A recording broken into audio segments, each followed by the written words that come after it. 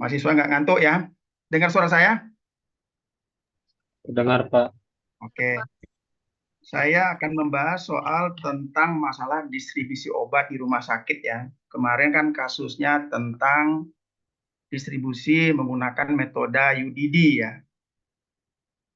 Tapi nanti bisa saja kalau ada persoalan ujian nanti bisa ketemu dengan metode individual ya. Tapi memang paling banyak adalah metode UDD.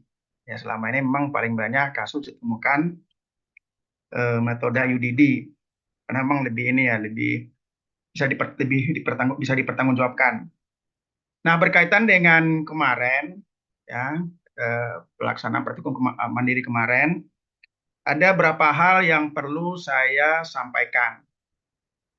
Yang pertama, titik kritisnya ya.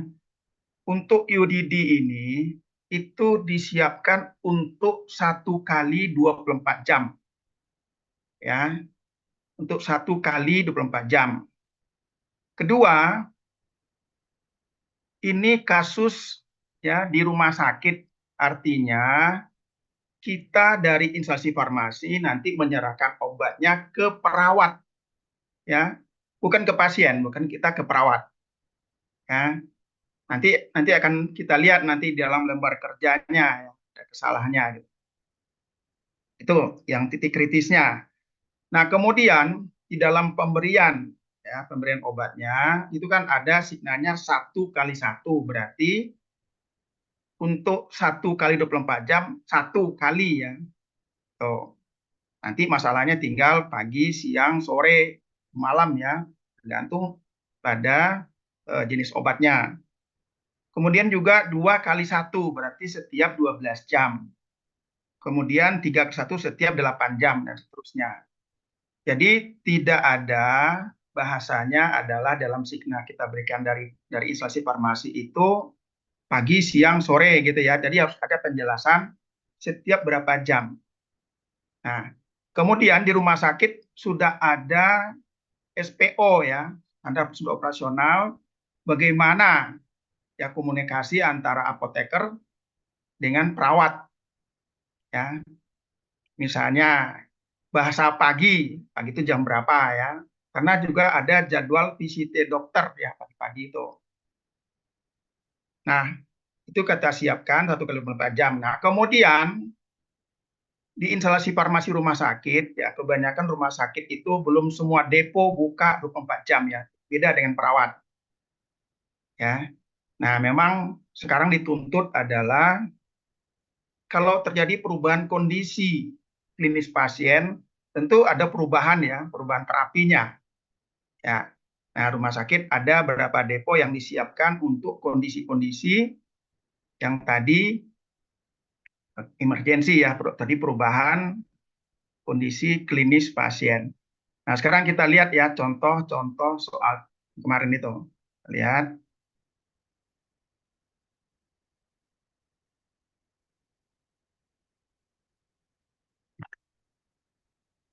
sebentar, saya cari yang mana yang UDD ya.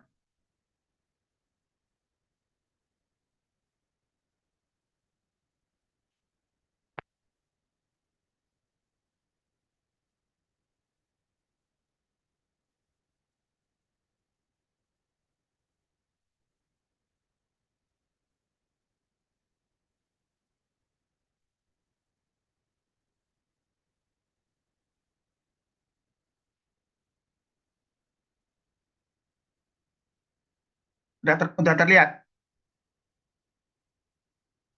Gimana, sudah terlihat? Sudah, Pak. Oke. Jadi kita menyiapkan distribusi obat di rumah sakit dengan metode UDD.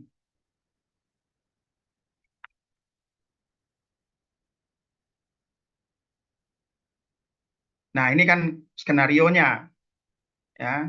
Saudara sedang melakukan penyaluran obat dengan metode UDD berdasarkan kartu obat pasien. Nah, seperti yang saya sampaikan waktu kita FGD, di rumah sakit itu bisa menggunakan kartu obat, bisa menggunakan resep ya. Resep itu baik itu manual atau elektronik. Kalau sekarang ini yang kebanyakan adalah elektronik ya. Jadi kasusnya ini. Nah, kemudian ini kartu obat pasien ya datanya. Ada nomor rekam medis pasien, nama pasien. Nah, kemudian kemarin kan pada lembar kerja pertama ya diminta umur ya. Nah, di sini kan dikatakan tanggal lahirnya, berarti kan tinggal kita menghitung ya. Nah, kemudian juga sering ditanyakan itu tanggal eh, obatnya disiapkan kapan. Tentu teorinya sesuai dengan kapan kita kerjakan ya, kecuali kalau dinyatakan lain di dalam soal. Kalau tidak ada berarti kita siapkan pada saat ini ya, pada saat kita ujian. Jadi ini datanya, ada nama dokternya, ada nama pasien, alamatnya, itu ya lengkap datanya. Nah, kemudian ini obatnya. Oke. Nah, kemudian kemarin itu yang sering terjadi adalah yaitu pada lembar kerja kedua dan ketiga untuk jumlah obat ya. Jumlah obat karena ini komunikasi kita dengan perawat, jadi harus jelas. Misalnya setikolin ya, dua ampul ya, dua ampul ditulis. Kemudian Aptor satu tablet. Kemudian Gempiprosil ya dua kapsul ya.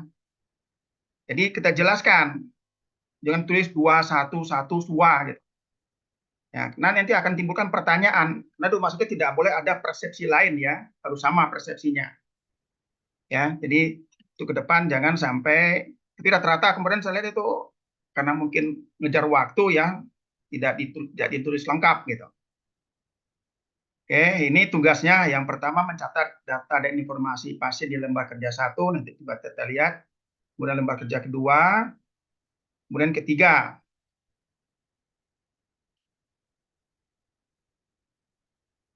Ya, kita lihat di lembar kerja.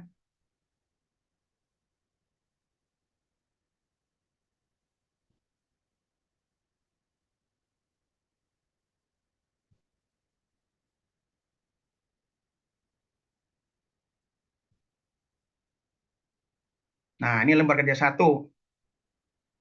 Ya, rata-rata memang bisa ya, hampir semua bisa. Tadi nama pasien ada, kan tinggal memindahkan saja.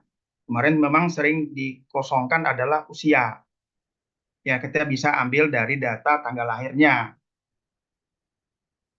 Nah, kemudian karena di rumah sakit itu banyak ruang ya, kita harus melengkapi ruang berapa, ruang mana, kemudian bed berapa ya, supaya nanti tidak timbul persepsi berbeda dengan perawat. Itu lembar kerja 1. Sekarang lembar kerja 2. Nah, nama obat ya, nama obat misalnya setikolin dosis berapa, jumlah obatnya tadi kan ada 2 ampul ya, 2 ampul.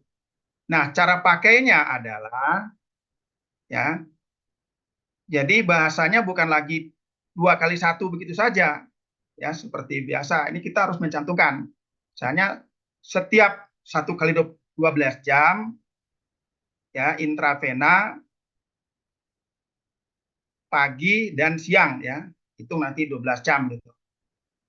Nah, kemudian eh, obat yang lain misalnya seperti amlodipin misalnya kalau yang mau diberikan pagi. Jadi 1 kali 24 jam 1 tablet pagi.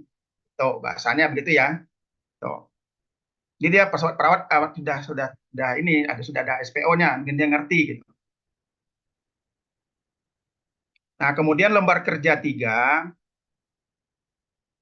untuk nomor ya, nomor, tanggal, nama, ruangan, bed, diagnosa itu cukup ditulis sekali saja, ke bawahnya kan sama. Ya. Nah, kemudian untuk nama obat tentu kita tulis dong ya supaya tidak timbul persepsi yang berbeda. Misalnya setikolin dosis berapa, kemudian Aptor dosis berapa kan gitu ya. Sampai Gembiprosil. Nah, total jumlah obatnya berapa? Misalnya 2 ampul, 1 tablet, 2 kapsul kan gitu. Nah, kemudian mestinya di dalam ujian POSC ini ada dummy obatnya ya yang disiapkan oleh kandidat, ya. Di sana nanti ada ada citicoline ampul, kemudian ada aptor. Nah, bagaimana yang pertama Anda menyiapkan, ya, apakah dipegang sama tangan atau diambil pakai apa kan gitu ya, pakai sendok umpama gitu. Dan juga apa cara kerjanya, eh, mencerminkan nggak seorang calon apoteker, ya, misalnya dengan masalah keselamatan pasien, ya, itu. Nah, kemudian obat ini kan diberikan etiket, ya. Jadi kita tulis etiket seperti tadi yang pada lembar kerja 2. Nah, kemudian rata-rata kemarin tidak minta tanda tangan karena obat ini kan diserahkan ke perawat. Nah, dalam hal ini kan ujian kan ada penguji. Nah, minta tanda tangan dan namanya siapa yang nerima. Nah, tujuannya apa? Seandainya terjadi miss, ya, miss, jadi apa-apa gitu ya, kita bisa tunjukkan bahwa sudah diberikan obatnya kepada perawat yang ada di ruang ini, ya. Biasanya ada kepala perawat, ya. Ruang ini namanya ini tantangannya ini. Ya, jadi harus diserahkan. Ya, ini barangkali yang perlu saya sampaikan beberapa hal yang eh, penting, ya. Oke, sekarang kita diskusi. Ya, sekarang kita diskusi. Silakan, siapa yang bertanya? Menurut saya pasti banyak pertanyaan, ya, karena kemarin banyak yang tidak dapat, ya, ragu-ragu. Kemudian juga masih menulis seperti 2 kali 1, 1 kali 1 gitu. Ya, oke, silakan, Ana, silakan. Bapak mau konfirmasi untuk minta tanda tangan perawat itu tuh berarti tanda tangan penguji ya, Pak? Pengujinya Betul. ada di mana, Pak ya? Ya, misalnya saya ada di sana, tinggal sodorkan lembar kerja ketiga itu, ya. Kalau nanti ujian sebenarnya tentu ada obatnya, serahkan ke saya, nanti saya tangani, tulis nama. Karena itu nanti menentukan pada eh, apa namanya penilaian keempat, ya, masalah sikap dan sikap profesional kita, ya, bahwa kita sudah menyerahkan obat kepada dalam asumsinya kan perawat, ya, seperti itu. Ya gitu, ya. Rata-ratanya kemarin nilainya kurang karena tidak lengkap. Oke. Ada lagi ditanyakan? Itu tadi Ana, ya. Baik, Pak. Terima kasih banyak. Ya, sekarang Ramiati nanya apa? Silakan. Baik, Rami. Bapak izin bertanya. Kalau misalnya kan contoh obat ada amlodipin 1 kali 1. Itu 1 kali 1 itu gimana, gimana kita cara menentukan obat itu diminum pagi atau malam hari, Pak? Kita tuliskan di situ. Kan jadi gini, kita kan belajar. Kan nanti di kampus kan bahwa obat ini dikonsumsinya pagi, siang atau malam kan gitu ya. Misalnya turunan statin kan akan efektif diberikan konsumsi kan malam seperti itu, ya. Itu kan memang sudah kita pelajari di kampus. Betul kan? Benar nggak? Benar, Bapak. Ya, jadi artinya itu kan implementasi dari keilmuan kita sebelumnya kan gitu. Ya, misalnya kita eh, misalnya beri etiket, ya, misalnya untuk antibiotika, ya kan? Jam berapa kita kasih makan kan gitu ya. Kan gitu misalnya pagi. Kalau umpama untuk apa namanya untuk yang individual kan gitu ya, sebelum makan gitu ya. Gitu. Kayak gitu ya. Berarti ya, jadi implementasi dari ilmu yang memang sudah kita pelajari sebelumnya. Baik, Bapak, terima kasih. Oke. Ada lagi nanya lain?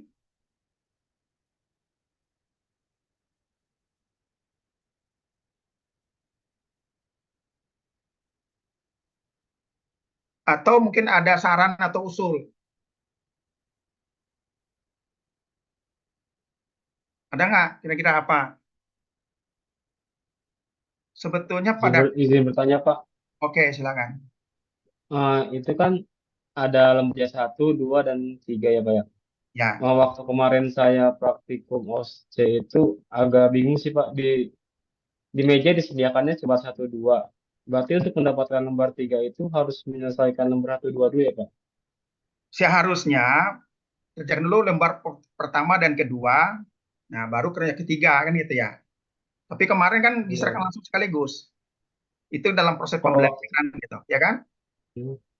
waktu saya kemarin tuh cuma 1, 2 kalau bisa, Pak. Yang tiganya katanya Oh, harus belum belum minta gitu. oh belum dikasihin. Belum ini. Iya, waktu itu cuma disediakan 1, 2 doang gitu. Oh iya iya iya iya. Dan nanti kita catat ya. Jadi mestinya lembar 1, 2 kita kasih dulu, nanti diserahkan kembalikan oleh kandidat. Di lembar ketiga kita kasihin gitu. Ya, seperti itu. Ya, Oh, ini selesaikan lembar 1, 2 dulu kan, Pak ya? ya betul. Sip. Hmm. Oke. Ya, baik, Pak. Oke, terima kasih. Ada lagi? Atau ada usul saran nggak?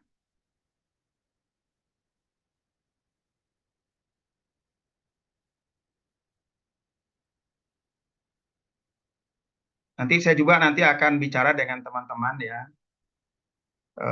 Apakah dengan lembar kerja 3 itu nanti juga menyiapkan obatnya. Nggak cukup waktunya, nanti coba kita diskusikan dengan tim ya, supaya proses ujian OSCE ini kan untuk kompetensi ini benar-benar dirasakan ya, sama seakan-akan sama ya seperti di rumah sakit kan seperti itu. Tapi waktunya cukup ya, nanti kita akan diskusikan. Karena kemarin kan belum sampai ke proses penyiapan obat, eh, rata-rata nggak selesai ya. Tapi nggak ada usul ya.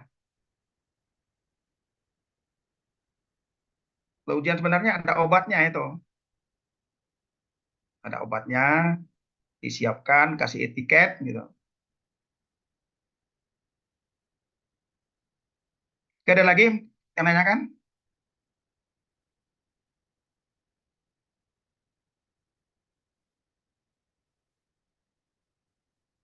Ada lagi? Jadi ini kemarin itu ya, mungkin juga tadi sudah sampaikan juga oleh kawan-kawan yang lain ya. Manfaat kita membaca soal di luar itu ya, di pintu itu 1 menit itu, kita sudah memahami isi persoalannya apa ya, kasusnya apa.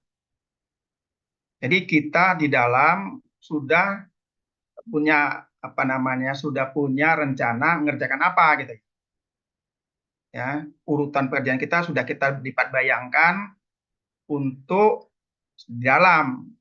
Tapi kemarin rata-rata saya lihat bukan hanya pada stasiun UDD ya, stasiunnya juga begitu. Di dalam baca lagi soalnya dengan ini cukup lama saya lihat itu, lebih dari 1 menit. Akhirnya menghabiskan waktu di sana. Ya, jadi pahami betul yang 1 menit itu.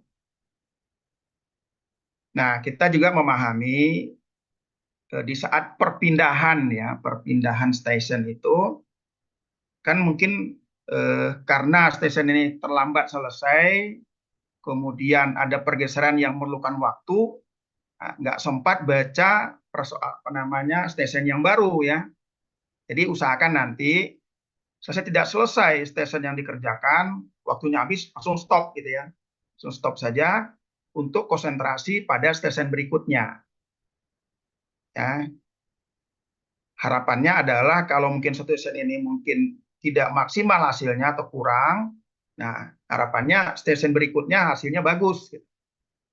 Ya, jangan nanti terbawa dengan pikiran stasiun yang sebelumnya yang tidak gitu sempurna ya, atau barangkali kurang gitu. Ya, jadi strategi itu. Makanya perlu adanya pertikum-pertikum seperti ini untuk menjadikan evaluasi ya bagi kandidat untuk menghadapi ke depan. Ya, karena kalau nanti menjadi sumatif menentukan kelulusan, itu kan jadi hal yang memang perlu ditangani dengan serius, ya sangat serius, belajar dengan sangat serius, menentukan kelulusan. Yang selama ini kan baru informatif ya, itu. Oke, ada lagi yang tanyakan?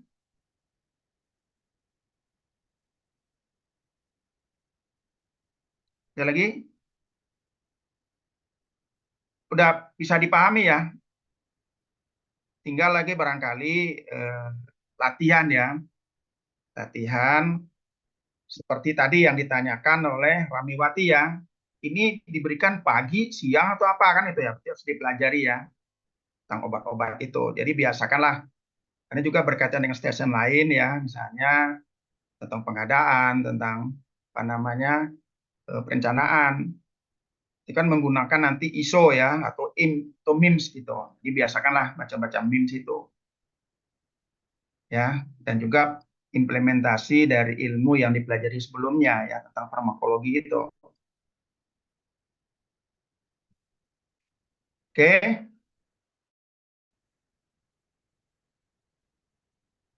Kalau Aptor kasih jam berapa itu mestinya? Ramawati. Pagi atau siang? Nggak tahu juga nanti pelajari ya, dibaca ya.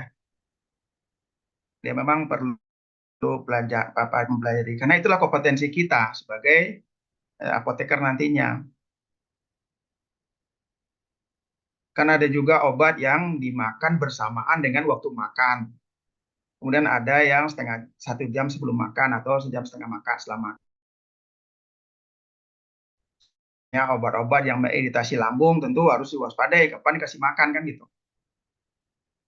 Dengan misalnya mengiritasi lambung diberikan sebelum makan ya tambah ini lambungnya kan gitu. Oke, kalau tidak ada saya serahkan lanjutan kepada ini ya, pada dosen yang lain ya. Oke, tidak ada lagi. Oke.